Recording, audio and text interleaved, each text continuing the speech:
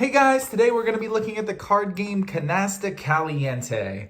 Now this is a classic card game here. I'll give you a quick 30-second tutorial of the real basics, and then I'll give you my thoughts on the game and whether or not it might be right for you.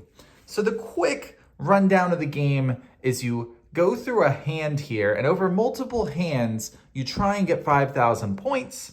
You get points by building these sets of different numbers of cards. You need at least 3. You can use these wild cards to add to them. So you're building these face up in front of you while your opponent is doing the same thing. Then you're using a communal discard pile to kind of play chicken with each other over what you need versus what your opponent needs.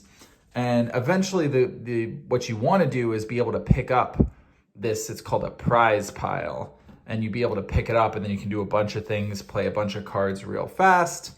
But anyway, that's the basics of it. You go through a few of these hands and eventually tally up the points, and you want to get 5,000 points before your opponent.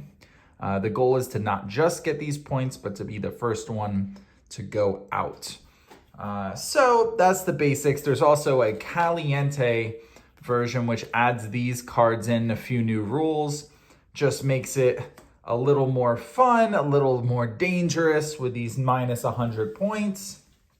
And that's all there is to the basics. However, now my opinion of this game is I like it once you get to learn it. It's a little more complicated than a lot of these simple card games, a lot of these popular card games. There's a few nuances to the rules, about when you're allowed to play things and how many points you need to be able to play these things.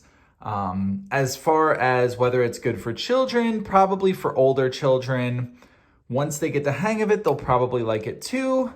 However, it's a little bit more work to get the hang of it than a lot of other card games.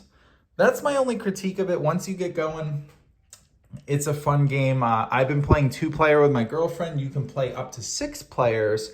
And the interesting thing is when you play with groups of players, you're playing in pairs. So you also have to negotiate with your partner as to actions you're going to take or not take, because what might be good for you might not be good for your partner. And so it's one more thing to think about in a negotiation that goes on. Overall, I like the card game. Just give yourself some time to get a hang of it. Don't get frustrated too quickly. But it's a fun little card game, and I'd recommend it.